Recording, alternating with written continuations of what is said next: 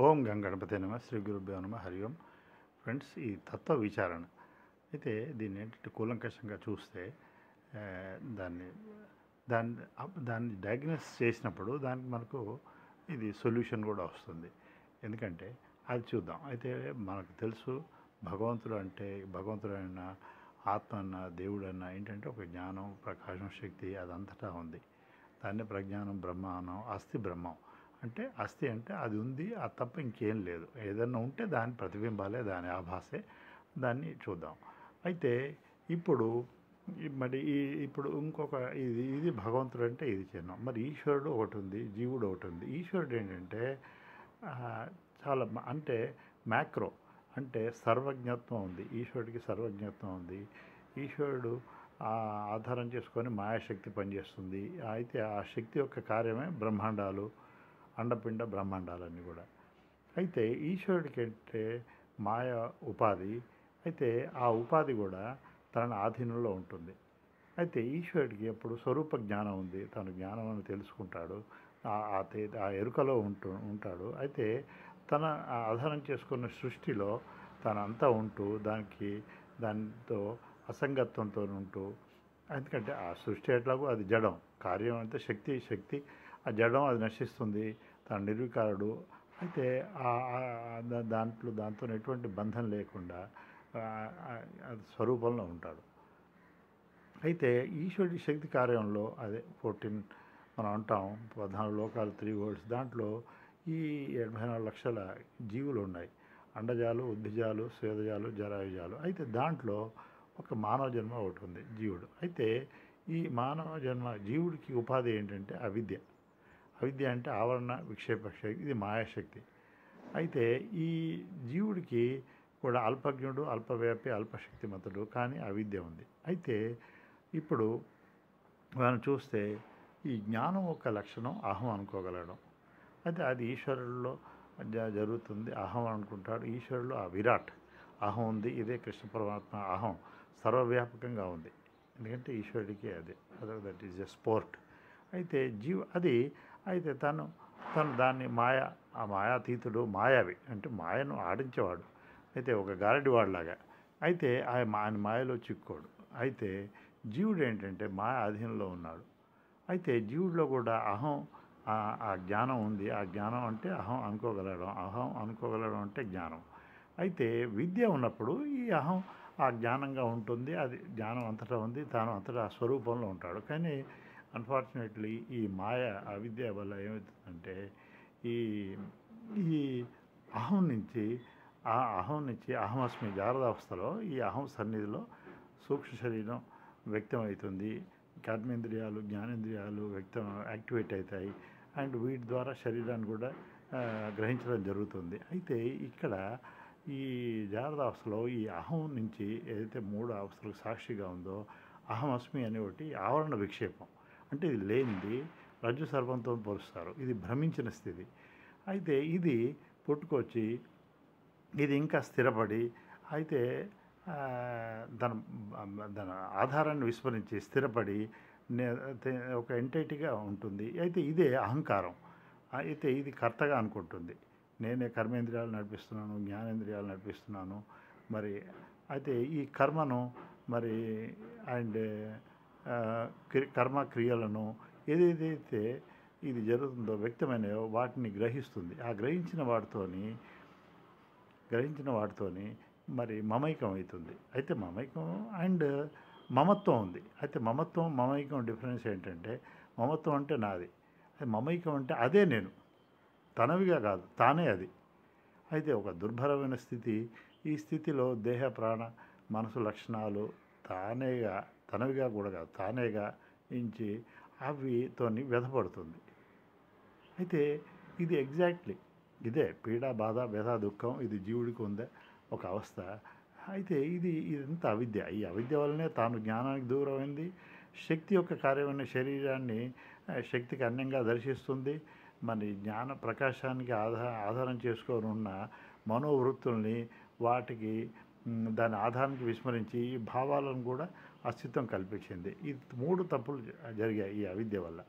ఏంటంటే అయితే ఇది జరుగుతుంది. ఇది ఎట్లాంటిదంటే దీన్ని ఎట్లా అంటే ఎగ్జాంపుల్ ఆ స్వప్నంలాగా, స్వప్నంలో కూడా ఈ అహం ఏదైతే మూడు అవస్థలను ప్రకాశింపజేస్తుందో, స్వప్నంలో ఏంటంటే ఈ స్థూల జాగ్రత్త అవస్థలో ఉన్న ఈ సెటప్ ఏది లేదు, శరీరం ఈ మనసు లేదు. అప్పుడు ఒక స్వప్నం మనస్సు ఉంది, ఒక సూక్ష్మ శరీరం, అది దాంట్లో ఉన్న కూడా భావాలు వ్యక్తమవుతున్నాయి, అవే బాహ్యంలో స్థూలంగా ఉన్నాయి.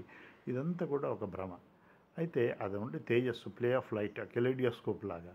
కానీ స్వప్నంలో కూడా ఏమవుతుందంటే ఒక దాన్ని తెలుసుకుంటున్నాడు, భోక్త ఉన్నాడు, భోగ్యం ఉంది, అనేకంగా ఉన్నాయి, తనకు విడిగా ఉన్నాయి, బాహ్యంగా ఉన్నాయి. ఇదంతా కూడా ఈ జాగ్రత్త జరిగే అవిద్యను అర్థం చేసుకోవడానికి ఒక వండర్ఫుల్. అయితే స్వప్నంలో మనం ఏ స్ట్రాటజీ వర్క్ చేయదు, స్వప్నం నుంచి బయటపడుతూనే. అయితే ఇప్పుడు కూడా జాగ్రత్త ఏ స్ట్రాటజీ ఉండదు, దీనికి ఓన్లీ గుర్తించడమే తప్ప. గుర్తించడం అదే ఫోర్త్ స్టేట్, తురియాకపోవడం. అదేంటో చూద్దాం. అయితే ఇప్పుడు రెండు అవస్థలను చూసాం, ఈ మాయ. అయితే సుషుప్తిలో కూడా ఆ మాయ. అయితే సూక్ష్మ శరీరం, స్థూల శరీరాలు లేవు, కారణ శరీరం ఉంటుంది, సుఖవృత్తులు ఉంటాయి. అక్కడ కూడా ఒక భోక్త ఉన్నాడు, భోగ్యం ఉంది, కానీ ఉన్నట్టు తనకు తెలియదు. అయితే ఇది కూడా దాని నుంచి వచ్చినప్పుడు తనకు తెలుస్తుంది, నాకేం తెలియదు, సుఖంగా నిద్రపోయాను. అయితే ఇప్పుడు ఈ స్వప్నం, సుషుప్తిలో దీనికి పరిష్కారం లేదు. అయితే జాగ్రత్త అవస్థలో వివేకం ఉంది. అయితే ఈ వివేకం వల్ల మరి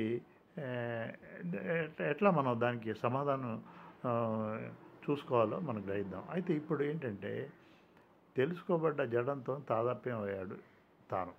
అయితే ఎట్ ది సేమ్ టైం అది దేహం అంటున్నాడు, ప్రాణం అంటున్నాడు, భావాలు అంటున్నాడు. ఇవన్నీ ఈ తెలుసుకోబడ్డవి జడం, తెలివి లేనివి, మారుతున్నాయి, నశించిపోతాయి. అయితే వీటిని గ్రహించే తాను దీనికి విడిగా ఉండాల్సిందే. నీళ్ల పాలల్లాగా, నీళ్ల పాలల్లో పాల కాంపోనెంట్గా నీళ్ల పాలు ఆ విబ్జిఆర్లో ఆ 7 రంగుల్లో తెలుపు వైట్ లైట్ ఉన్నట్టు. అయితే నిత్యం, అనిత్యం, జడం, చైతన్యం కలిసిపోయాయి. అయితే అలాగే తను ఇది గ్రహించాడు అని ఆ హంస న్యాయంలాగా ఇది గ్రహింపబడ్డది, నేను ఇది కాదు అని భావాల నుంచి భావగ్రాహిగా ఉంటూ, అయితే అట్లాగే శక్తి కార్యాలు, శరీరాలు, అయితే ఆ శక్తి కూడా కలిగి ఉన్న జ్ఞానం నేను అని ఈ రెండింటినీ కూడా తెలుసుకున్నవాడిగా తాను వీటి నుంచి విడిపడ్డాం. అంటే ఘటద్రష్ట ఘటాత్ భిన్న, భావద్రష్ట భావాత్ భిన్న. అయితే ఇది వాస్తవం, కానీ ఇది కల్పించబడింది అని తాను విడిపడ్డాం, నోయర్గా ఉండడం. అయితే నోయర్ నుంచి కూడా నోయర్ అంటే కర్తగా, డూయర్ అండ్ నోయర్గా కూడా కాదు. ఎందుకంటే డూయర్ అండ్ నోయర్కు శక్తిని, జ్ఞానాన్ని ఆధారం చేసుకున్నాయి.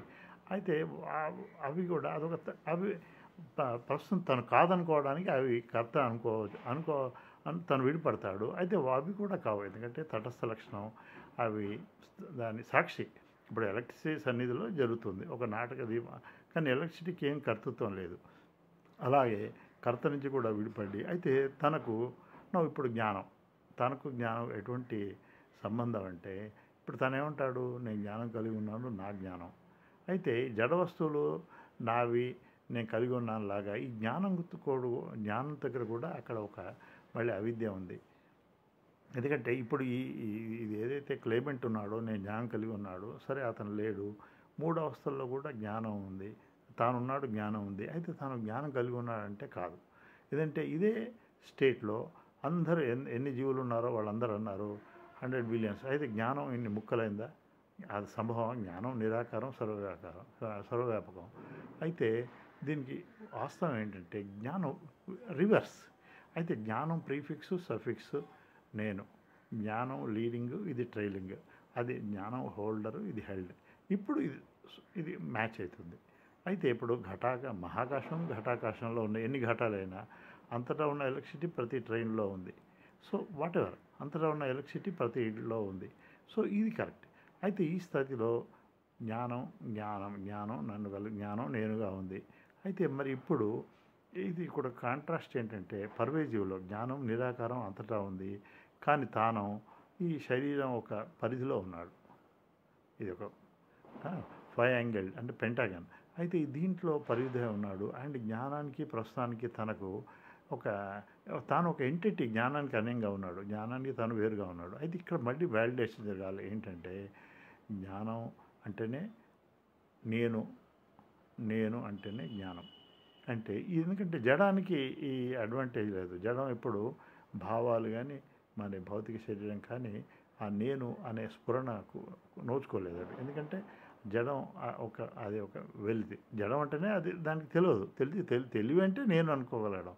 అయితే అందుకోసం అది గుర్తించి తాను జ్ఞానం వన్ అండ్ సేమ్ అని, జ్ఞానం నిరాకారం అంతటా ఉంది, నేను నిరాకారం అంతటా ఉన్నాను, ఈ విచారణతోనే. అయితే ఇప్పుడు ప్రస్తుతంతోని తను జ్ఞానం అని గుర్తించి జ్ఞానం ఒకటే, తన జ్ఞానమైనా జ్ఞానం ఒకటే, తన జ్ఞానమైనా ఈశ్వర జ్ఞానం బ్రహ్మజ్ఞానమైనా ఇదే. దాంట్లో కూడా జ్ఞాని నేను ఒకటే భగవంతుడు అంటాడు, అండ్ జ్ఞాని ఐ లైక్ హిమ్ అంటాడు. ఎందుకంటే జీవుడికి జీవో బ్రహ్మైవ నాపర, జీవో దేవ సనాతన.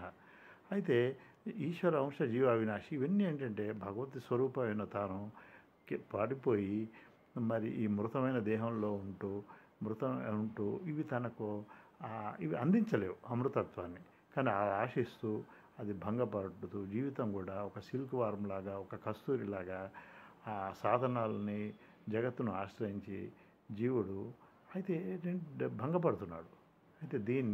అయితే ఈ వృత్తులు మనం గ్రహించాం.